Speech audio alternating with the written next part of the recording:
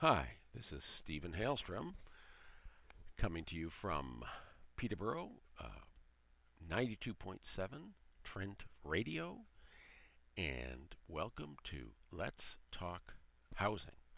This is airing live on September 25th, Monday at 9 a.m., and we'll go out to all you Trent Radio people.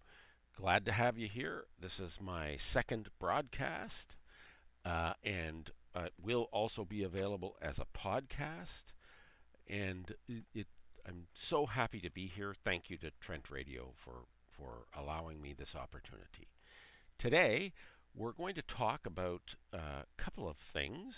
The first half, really, I wanted to talk about kind of the alternatives. What I've said is the idea of this program is really to talk about housing, not only the problems. We know there's problems. Peterborough basically has a zero vacancy rate for rental units. Housing prices are 40% higher than they were even 3.5 years ago. There's more and more people wanting to move to the area, so the pressure on Peterborough, a small city, is as much or more than the pressure for housing on larger municipalities like our neighbor, the GTA, the Greater Toronto Area, or Ottawa, or out west in Western Canada, or virtually anywhere in Canada and anywhere in the United States as well. So housing is in crisis everywhere. And today, and as I introduced myself last week, you know that this is, finding financially accessible is what I like to call it, rather than affordable, but financially accessible housing, I feel, is a right for every person in our country, every person in the world. And really, it's my passion to try and do what I can to create that housing. I am in the construction world, kind of a specialized part of the construction world, but I'm going to leave that on its own. This is not meant to be, talking about me. It's really about housing. But I certainly am considered an expert in my particular field in housing, and I do understand housing, what it takes to build housing, what it takes to manage and develop communities. I understand very clearly what it takes to do those things. And so for me, I really feel that I am quite well suited to talk and to discuss with people a variety of different topics around housing. And that's what I want to do. So if anybody out there listening, either to the live broadcast or to the podcast, and you would like to participate and be interviewed or talk or tell your story, I love stories. Tell your story about housing and how difficult it's been, or maybe how wonderful it is, and where, hey, it works for you because you did this or that. I want to hear those stories. Please reach out to me. My phone number, cell phone 647-390-9036. I know, bold, telling that on a podcast and a radio show, but there you go. I'll take a chance. My email is Steven, Steven, at Haylestrom, like my last name, HAYLESTROM.com. Steven at Haylestrom.com. Please reach out. I would love to talk to you. Or maybe just, on your phone, record a little audio message and text it to me. Tell me your story. Doesn't have to be long.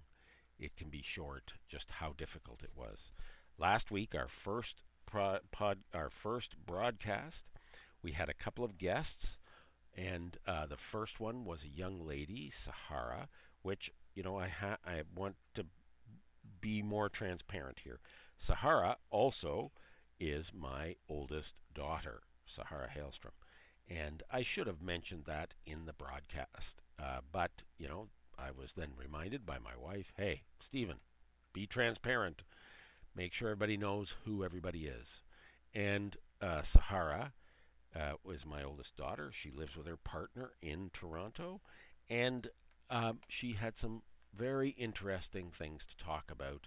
Especially, I was intrigued, and we have talked before about it, about the challenges that people of her age bracket, who are professionals or who are finished their university. She's 28, so they're just finishing, and they still have challenges trying to find.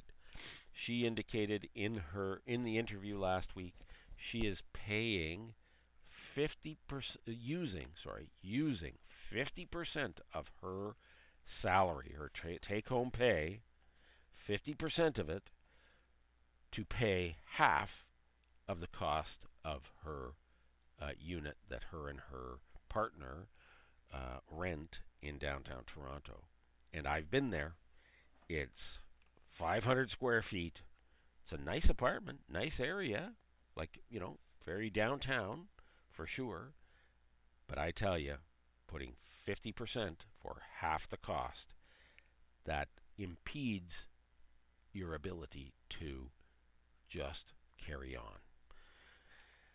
Secondly, the other interesting thing that she mentioned and talked about was what people were doing, like some of her friends, and what the cost is, and what is being rented in the GTA, and I believe in Peterborough and in smaller cities as well. What's happening? I live in a very small town, and very small municipality, and again, the rental rate is the rental vacancy availability is less than 1%.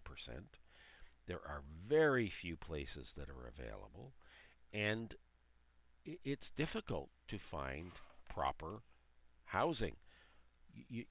So with all of that said, really what I want to focus on for the first part of today, and then the second part, I have a very interesting guest who, again, transparent. His name is Jerry Gardner, and Jerry is my brother-in-law, and he lives in Sudbury, Ontario.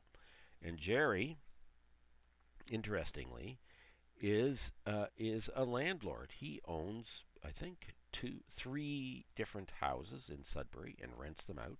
And he's going to talk about kind of the other side of things and how it is sometimes for landlords. And certainly, as you'll hear when you hear my discussion with him, it's certainly not the way it is for every landlord. But we have to realize that some people are the problems around the cost of everything can be in all sorts of areas. Anyway, back to our discussion today. Today, really what I want to do is talk about some alternative housing options for people who may find it challenging to afford traditional housing. So, what can you do if you're not making enough money, or you don't have it's not available, what are some of the things that you can go out and try and look at?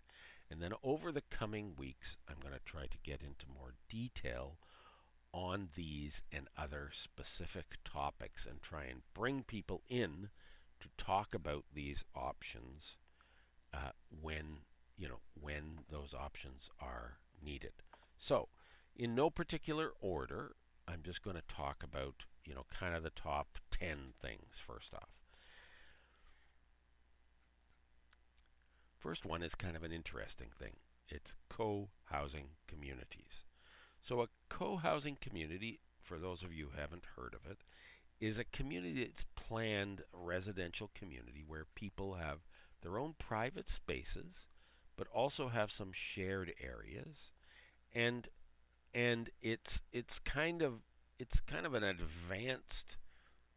an advanced roommate sort of thing. And co-housing communities, and they are communities, that's why they use that. So they're not as popular now as they were a number of years ago, like in the 80s, even the 70s, the 80s, the 90s, they were certainly a little bit more popular. I have friends who have certainly talked about the idea, and the important word in all of this is community. So usually co-housing groups come together based on their mutual or some sort of mutual thing that they all have together. Like it might be they all are musicians, they all are artists, and certainly art co-housing communities are probably the biggest sector of co-housing communities, either physical arts, meaning painting, sculpture, etc., or music.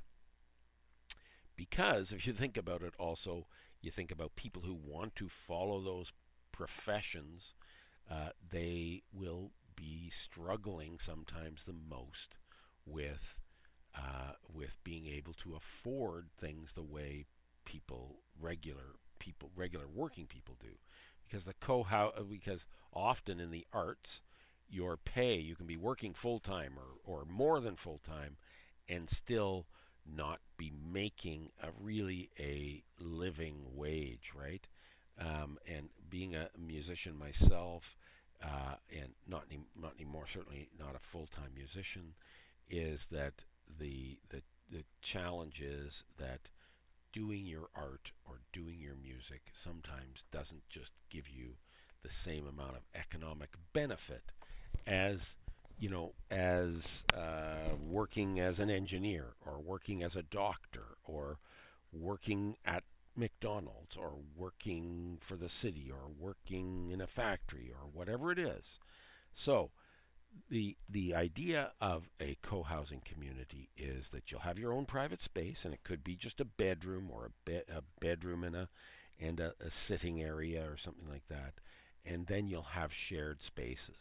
So a shared kitchen, shared bathroom, although sometimes you have your own bathroom, and but then it almost works like a condominium where everybody gets together, and together as a community you make decisions. And often in co-housing communities, the community itself votes on adding a new member to that community, right?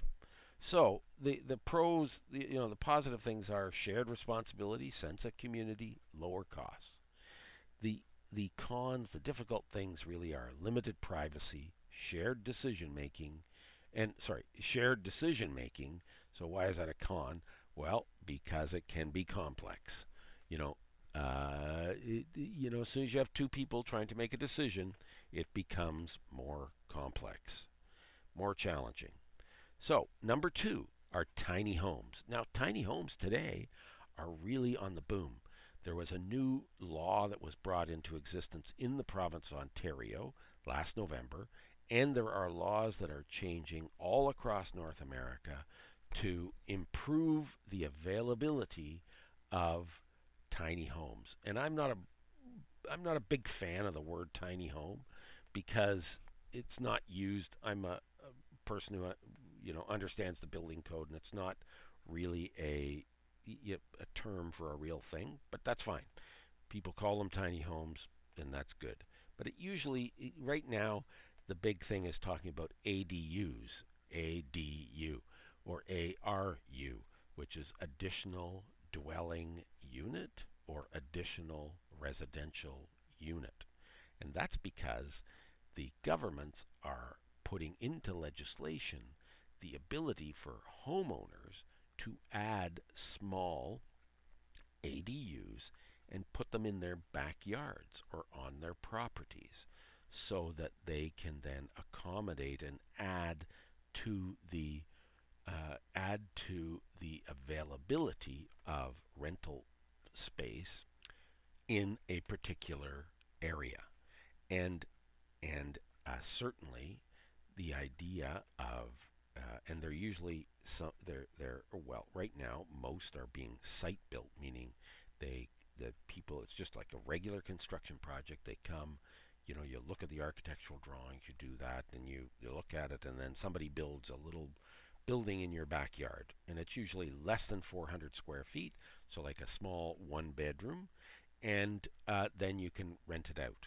One of the challenges is that the prices for these are still pretty high, and so meaning like 150, 200, $250,000.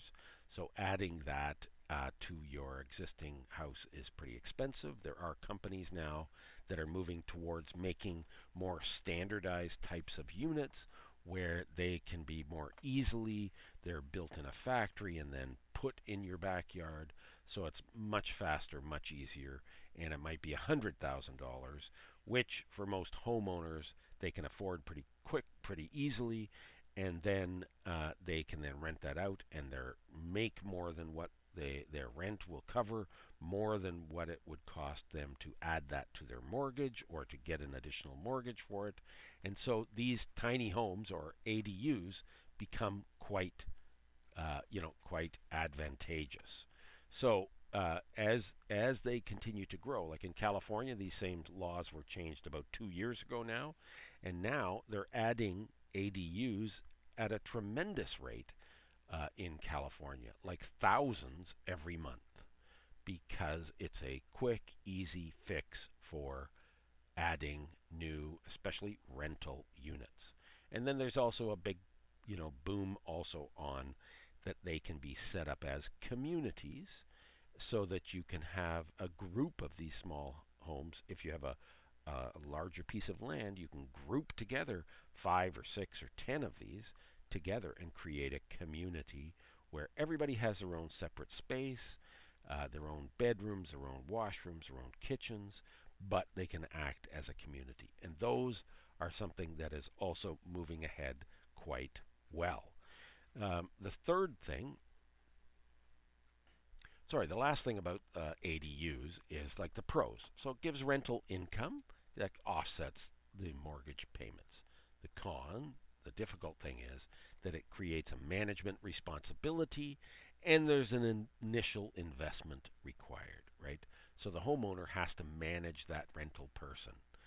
And as you'll hear in the interview a little bit later, managing rental people can be a bit of a challenge sometimes. Okay, so the third thing is what some people call house hacking. So this involves buying a multi-unit property, living in one unit, and renting out the others. So there, um, it definitely takes investment up front in order to get that right. But if you can somehow, if you have a rich uncle, you have somebody who can give you the money for the down payment, then what you can do is then own the home and rent out parts of either the home or a multifamily home. And it brings me to number 4, actually, which is renting a room, because the other thing you can do is buy a house with 4 bedrooms, live in one, and rent out the other 3 as a way to be able to pay the mortgage, because the mortgage ends up being so high. And that's what part of the whole problem is. Because of the such high prices for housing, then your mortgage gets so high, your ability to even find a down payment is challenging, to say the least. Now, the next thing is just renting a room, right? So that's something that a lot of people do. They rent a single room in a larger house or an apartment, right? And it certainly is a quick way to do it, and it lowers your cost. Utilities are often included, but you have limited privacy and shared common areas. And unlike the co-housing community, these are not people that you know or you choose to live with or who have chosen you to live with, and so that makes it more challenging. Now, the next thing that comes to mind, and it's more of either a short-term solution, really, and even more limited privacy, but there are hostels. So hostels offer a dormitory-style room. Now, interestingly, even with our real housing crisis, many municipalities still limit the ability for people to offer this type of hostel type dormitory style living, right? So often municipalities will restrict. These are often called, or they used to be called in the old days, rooming houses, right? And in fact, my great grandmother owned a giant rooming house in downtown Toronto on Walmer Road called Adams House.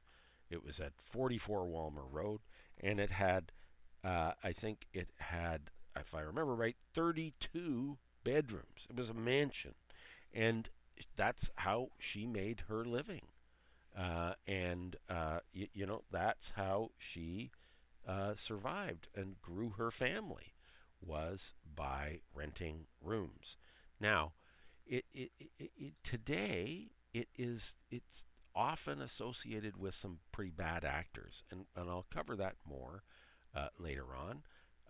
And it can be challenging, but it still has its place. It can be very affordable. It has a social environment, and you know it can be good. And that's hostels. Number 6 is an interesting one that I don't think is really even utilized as much as it could be, and that's work for rent arrangements. Okay, so you can find out, you can advertise that you're available. You can do that, especially if you're in areas, or in areas where some sort of work might be needed, like some sort of landscaping, like maybe somebody who's living in the country and they have an extra room. Offer, well, I'll pay half what you're looking for in the rent, but I will mow the lawn and look after the garden and et cetera, et cetera. And in my previous life, I used to be an organic farmer.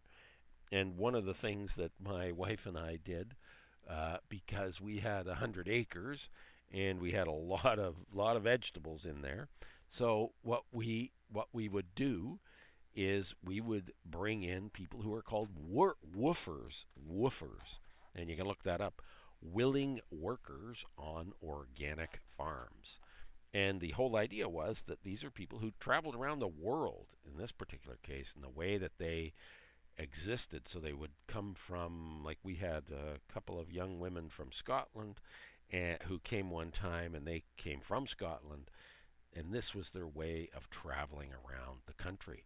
And so they came, worked for us. They did, I forget now how many hours it was, but there was X amount of hours per week, and then they got room and board. Great way to work it out.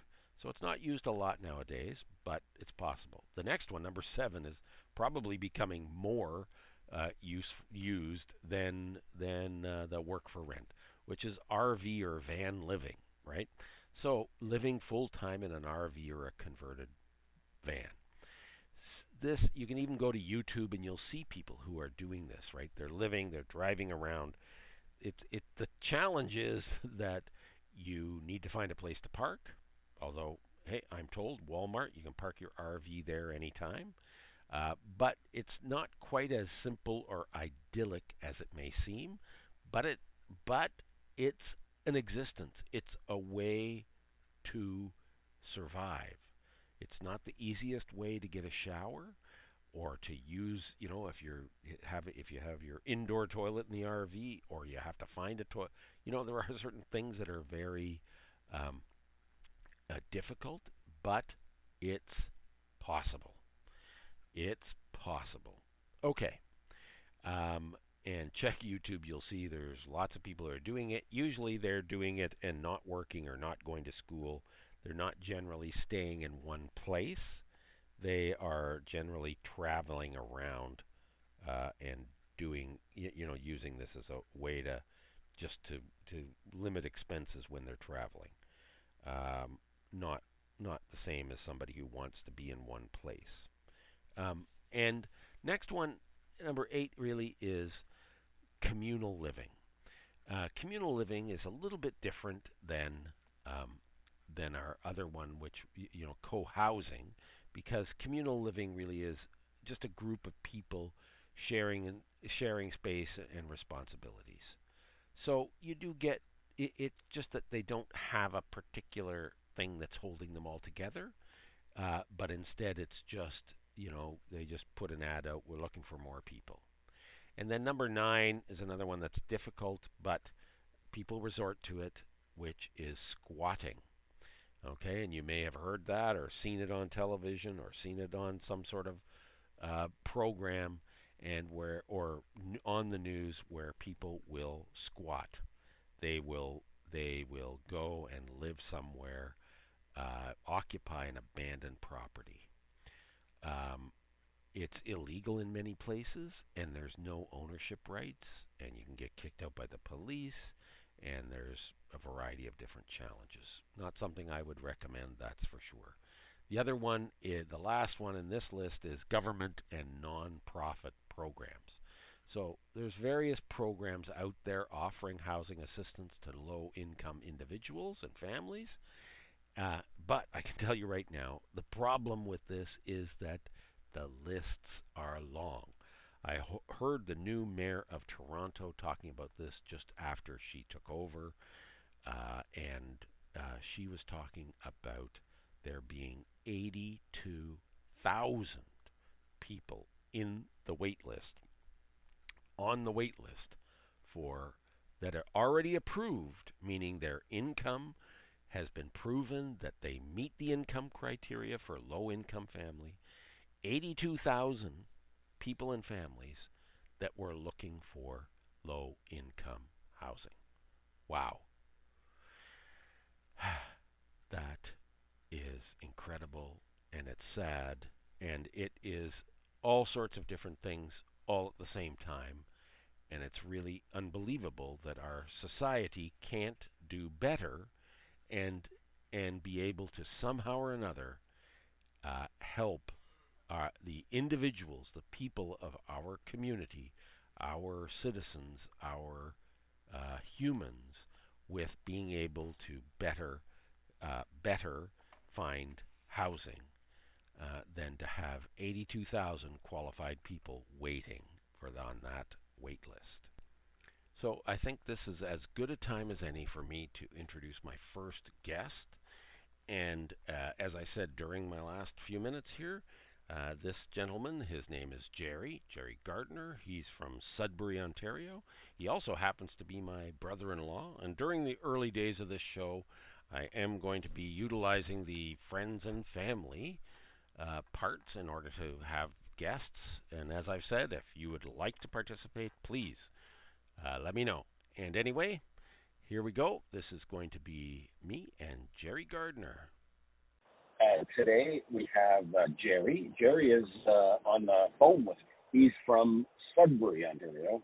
And Sudbury, I know our program here comes from Peterborough. Sudbury and Peterborough are very similar in a variety of different ways. Besides population, they both have universities, etc. They're very similar demographics. And I really want to welcome Jerry to our program today to Let's Talk Housing.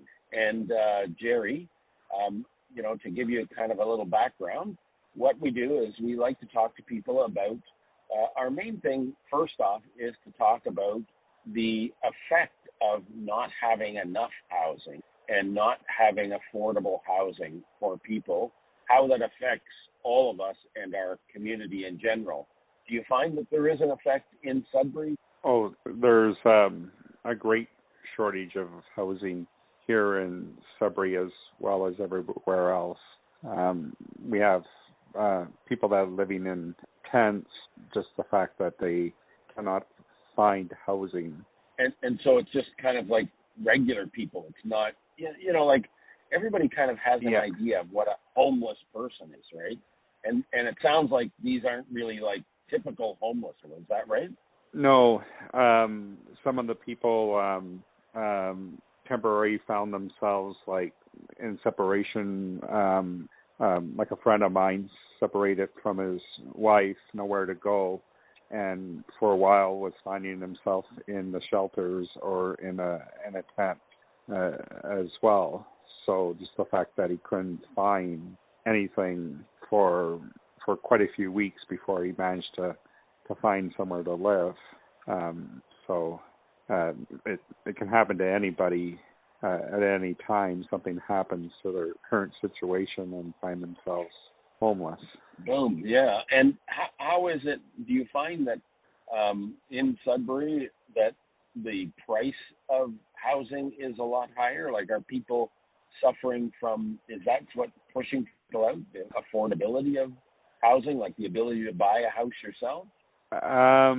Well, there's a couple of factors why housing here in Sudbury. We have a couple colleges and a couple of universities, and then we have a high number of international students that have come. So they're taking a large group of houses and homes as well, and the fact that the contractors, all they care about is building the high-end homes and really nothing in the middle class range at all.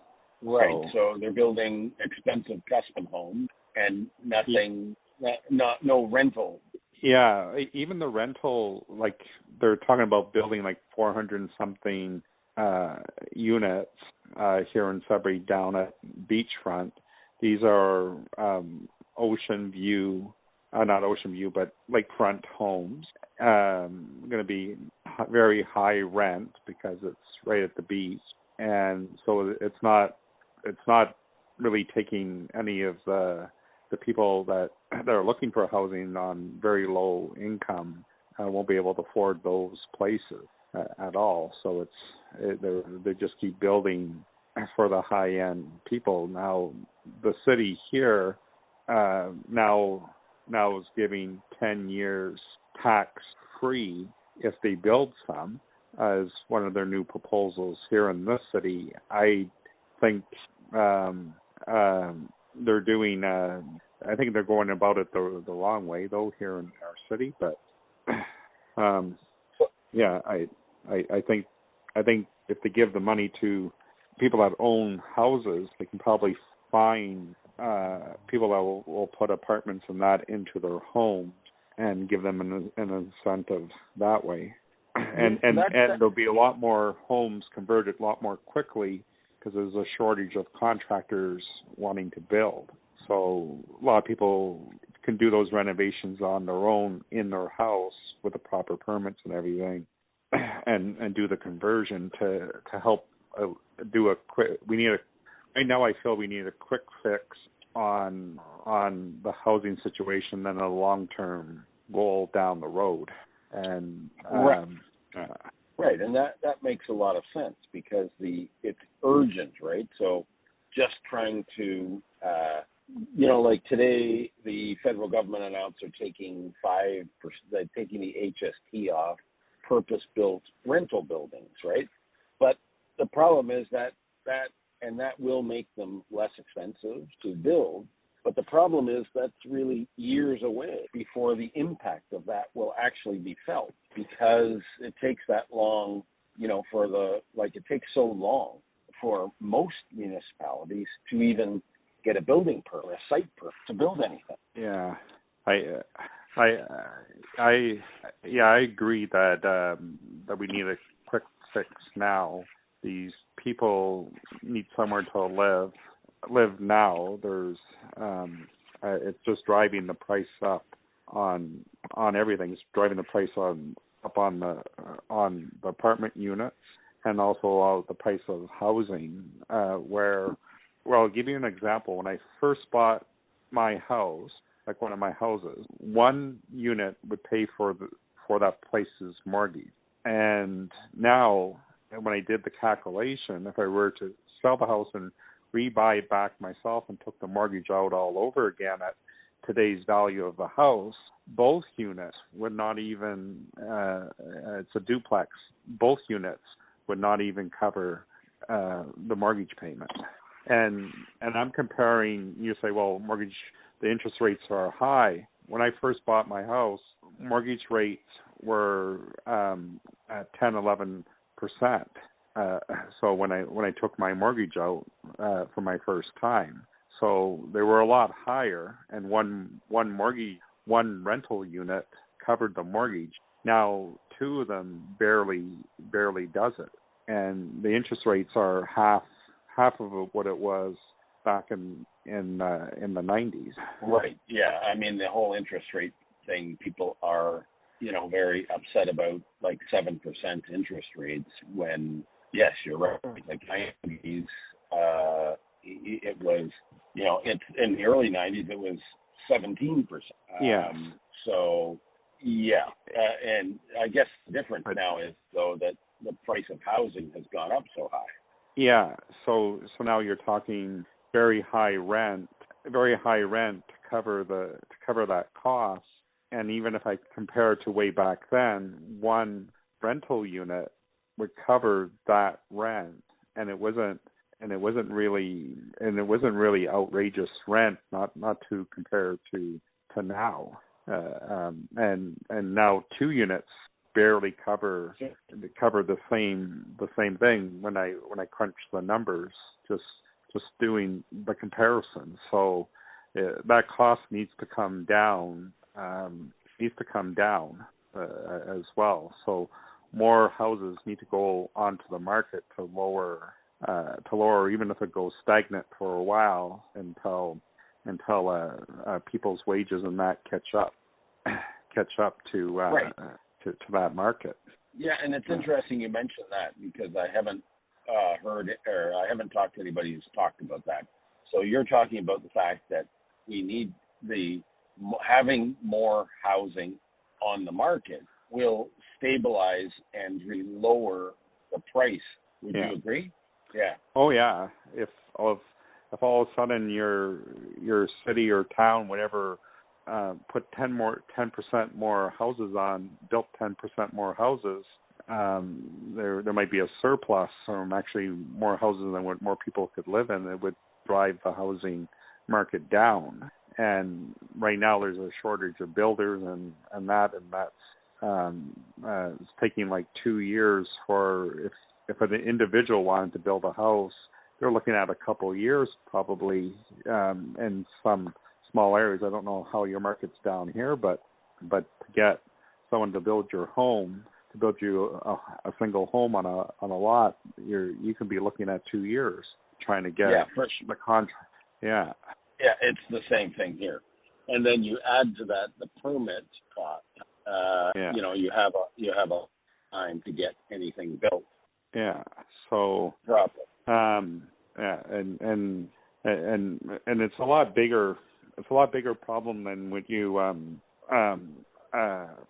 think. Like part of the problem is, I hate to go back to the international students, but the government, what the internationals did was for them to become Canadians.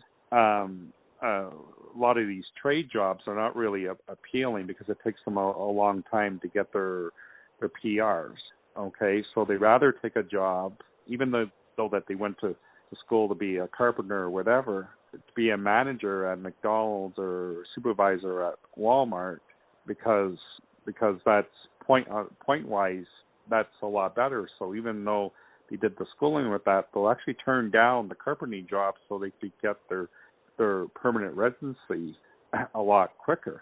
And I sit on a board at the college, and I discussed that with them. Like they need to change that so they track more people into these trades, because it's not beneficial for all these newcomers to go into that, because it takes 8 to 10 years on average to get your trades license, and they just can't wait 8 to 10 years to get the permanent residency, because that's what they're going to recognize as a job. So for them to get a manager somewhere is a lot easier and a lot quicker. I had no idea. So you can't, and you have like real experiences, right? Because I know that you rent to a lot of students, right? Yeah, I rent to a lot of students, and some of them actually went to the trades, and some of them took jobs as managers at hotels, manager at McDonald's, and did not bother pursuing their trades, even though they went to school for trades, they went after their permanent residency, and then are later on going to go revisit their trades job afterward. But the only problem with that is a lot of people, after you're done school, are not looking for people that been out of their course for 2-3 years and coming and then are picking them back up where they left off. Right. Yeah. So it really, I was not aware of that. Thank you very much for bringing that up. Because they have a big group of international students, and they do have a college specifically for the trades. And I'm wondering, I'm going to try and actually maybe get an interview with somebody at the college to talk about that and see whether that is indeed a challenge for them. Because, people come and they want to go to school and become, and work in the trades, and then they can't, So, not that they can't, but they can't get their PR, and the PR leads to citizenship, so it would slow everything down. So, like a wage, a minimum, a manager at McDonald's might not be minimum wage, but it's less than a carpenter, and we need more carpenters in the workforce than we need managers at McDonald's. And not trying to pick on McDonald's here, but managers. No, I'm not trying to pick on McDonald's at all. I just don't think McDonald's is having a shortage on getting their workers. Right. Yeah, exactly. And no, I don't think they are either. And So I touched just briefly on the fact that you're, and I didn't say at the beginning, but I do know that you are a landlord too, right? Like you own a couple of houses and have for a number of years in Sudbury. So landlords right now are getting a bad name, right? Like a lot is being blamed, especially down here in the South, on the landlords. They're kicking people out. They're making millions. So what's it really like as a landlord? Well, for me, I don't rent anywhere near what market rent is going for. I don't evict for the purpose of jacking up rent, but I do see that sometimes the government itself is to blame, like for that. So right now, give you an example. In my other house, I make maybe a couple $100 out of the 2 units a month after I pay all the expenses, and I really don't have a mortgage much left on the place. I just have like a home improvement loan left. So it's not like it's paying my mortgage at all. I have very little left to pay down, and I have very little money left over. So, but if you looked, the landlords went through with COVID a few years free. Then the last few years, they're only giving us half of the inflation rate. So over the course of so many years, we're behind 15-20%, and then someone that's fresh with a mortgage, they're actually basically paying people to live in their place as a result, because they're taking money out of their pocket to subsidize the house. And I could see someone in a predicament like that where they want to get someone out so they can recoup the money that they lost, because the government's did a few zero increases, and then it was like 2.5, but inflation was 6.8, and they put a cap of no more than 5, and only giving us half of the actual.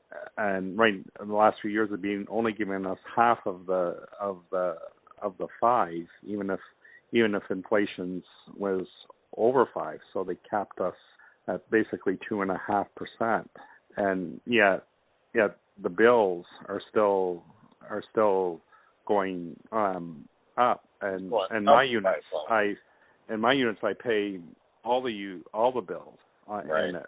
So it's not like the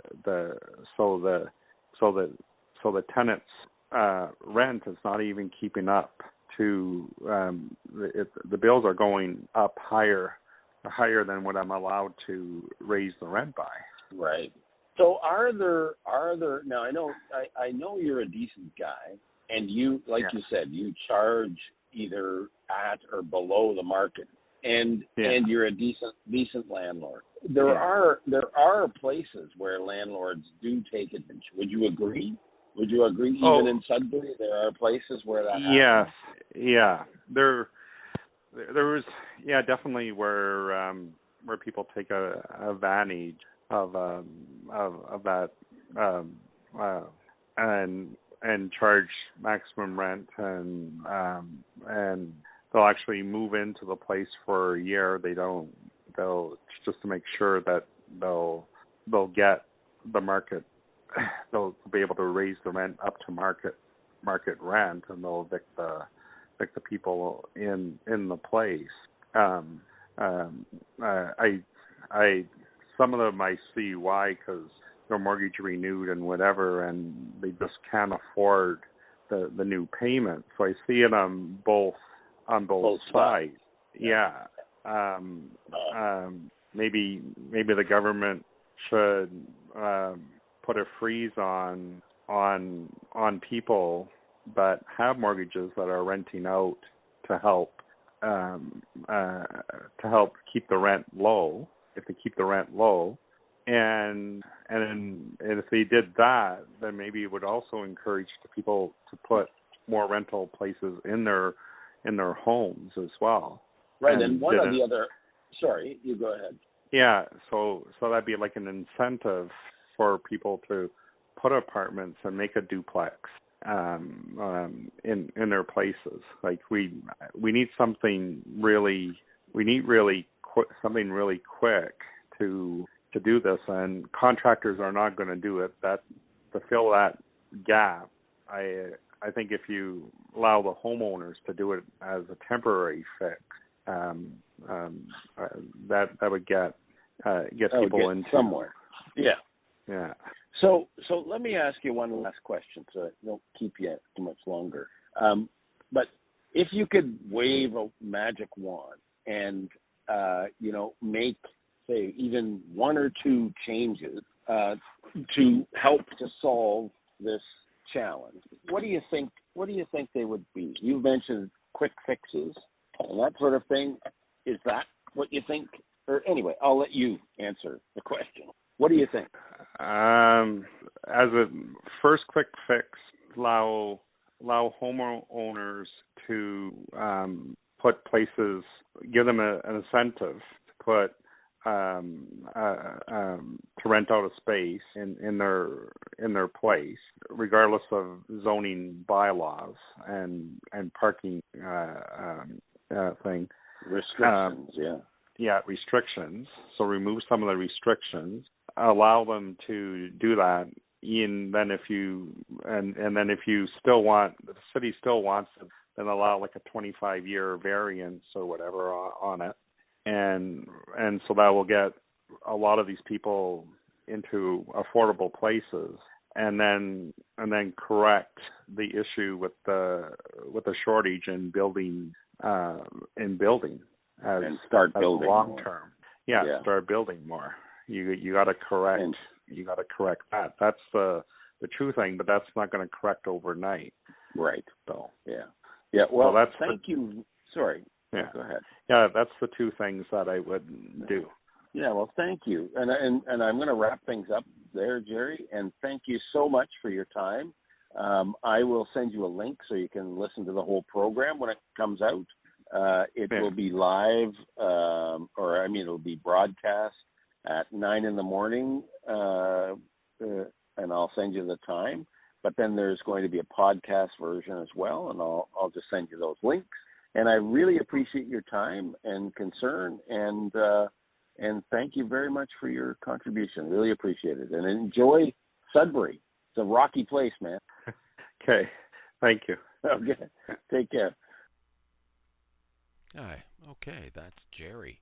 Wow, I really need to learn to not say and ah more and more. I don't even realize. I don't know, maybe nobody realizes that until they actually hear themselves over and over saying and ah. Anyway, okay. Well, we are back, and that's our interview for this week.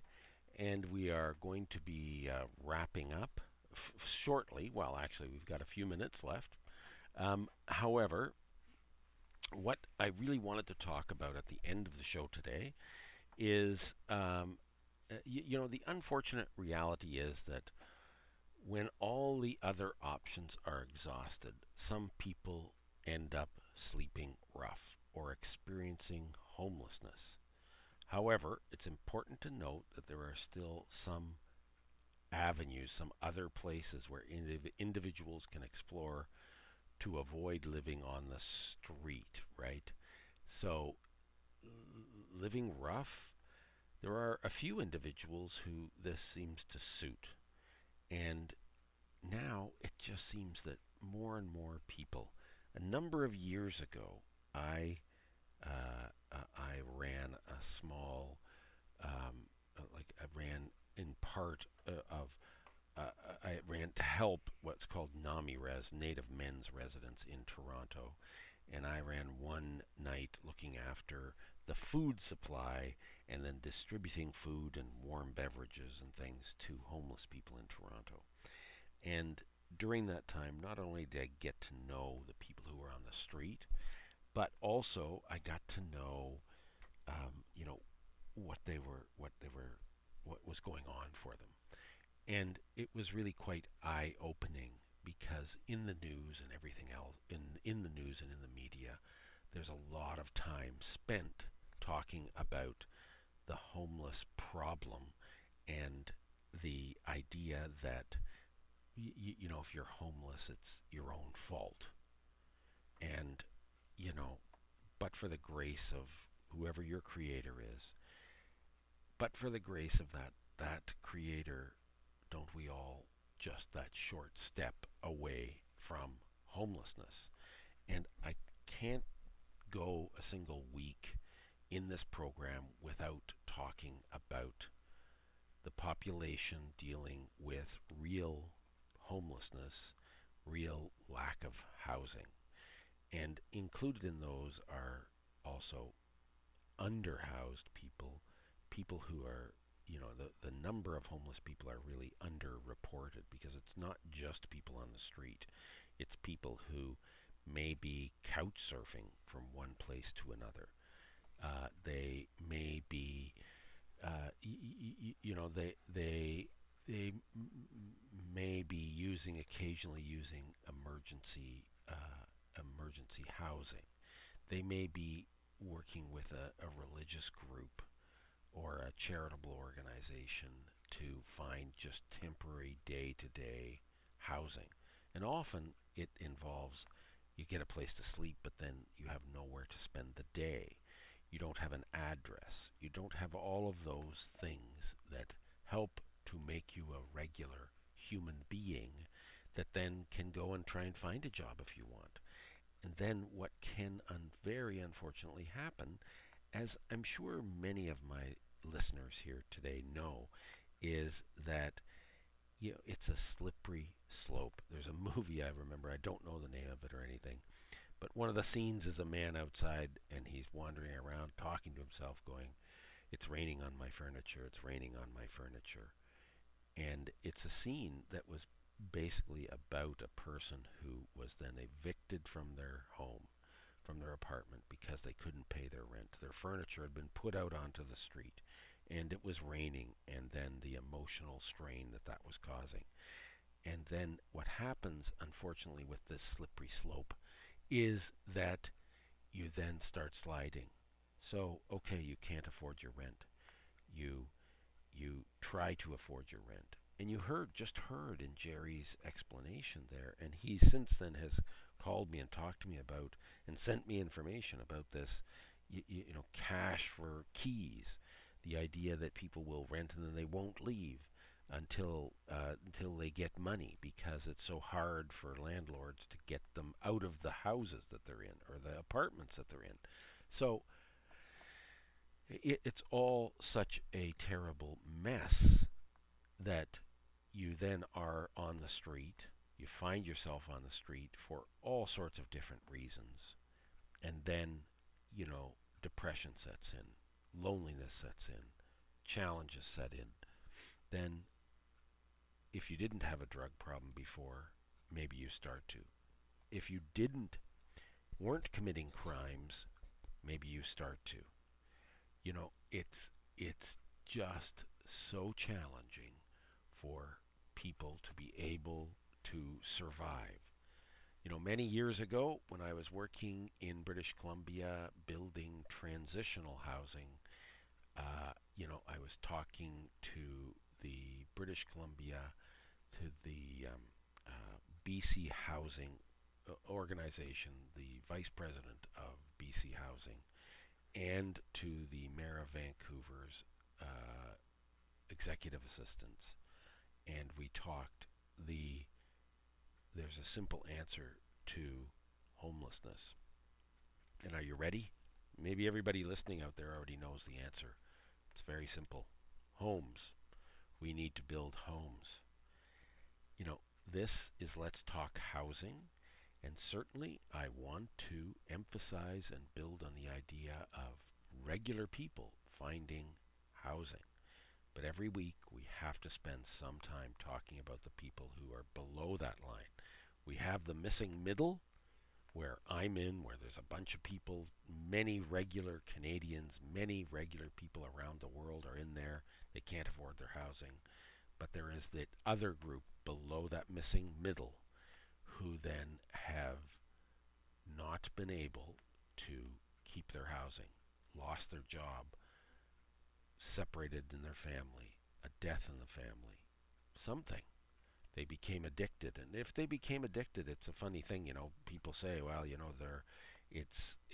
I've heard, and unfortunately, you can't see me. There's not a video, but I'm closing my eyes and thinking about the comment. Well, you have to pull up your socks then.